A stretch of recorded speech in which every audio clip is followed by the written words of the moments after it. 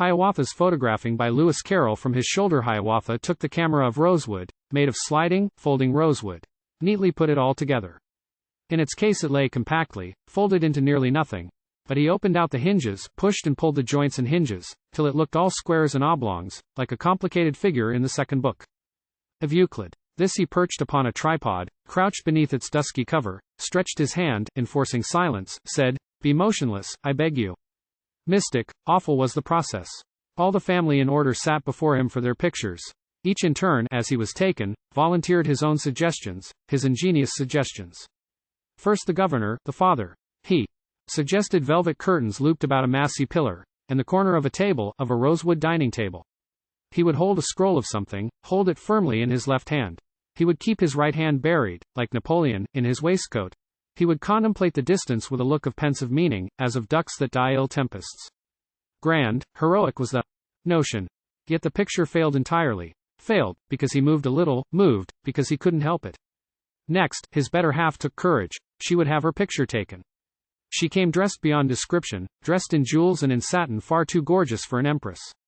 Gracefully she sat down sideways, with a simper scarcely human, holding in her hand a bouquet rather larger than a cabbage. All the while that she was sitting, still the lady chattered, like a monkey in the forest. "Am I sitting still?" she asked him. "Is my face enough in profile? Shall I hold the bouquet higher? Will it came into the picture?" And the picture failed completely. Next the sun, the stunning cantab. He suggested curves of beauty, curves pervading all his figure, which the eye might follow onward, till they centered in the breastpin, centered in the golden breastpin. He had learned it all from Ruskin, author of The Stones of Venice, 7 Lamps of Architecture, Modern Painters, and some others, and perhaps he had not fully understood his author's meaning. But, whatever was the reason, all was fruitless, as the picture ended in an utter failure. Next to him the eldest daughter. She suggested very little, only asked if he would take her with her look of passive beauty.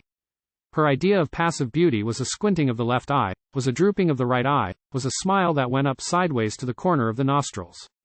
Hiawatha, when she asked him, took no notice of the question, looked as if he hadn't heard it, but, when pointedly appealed to, smiled in his peculiar manner, coughed and said it didn't matter, bit his lip and changed the subject.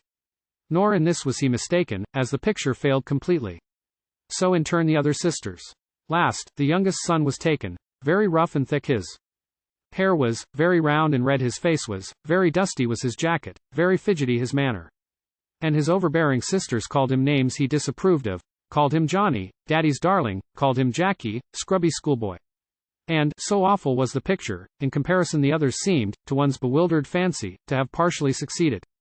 Finally my Hiawatha tumbled all the tribe together, grouped is not the right expression, and, as happy chance would have it did at last obtain a picture where the faces all succeeded. Each came out a perfect likeness. Then they joined and all abused it, unrestrainedly abused it, as the worst and ugliest picture they could possibly have dreamed of. Giving one such strange expressions, sullen, stupid, pert expressions. Really anyone would take us, anyone that did not know us, for the most unpleasant people. Hiawatha seemed to think so, seemed to think it not unlikely. Altogether rang their voices, angry, loud, discordant voices, as of dogs that howl in concert, as of cats that wail in chorus. But my Hiawatha's patience, his politeness and his patience, unaccountably had vanished, and he left that happy party. Neither did he leave them slowly, with the calm deliberation, the intense deliberation of a photographic artist. But he left them in a hurry, left them in a mighty hurry, stating that he would not stand it, stating in emphatic language what he'd be before he'd stand it. Hurriedly he packed his boxes. Hurriedly the porter trundled on a barrow all his boxes. Hurriedly he took his ticket. Hurriedly the train received him. Thus departed Hiawatha.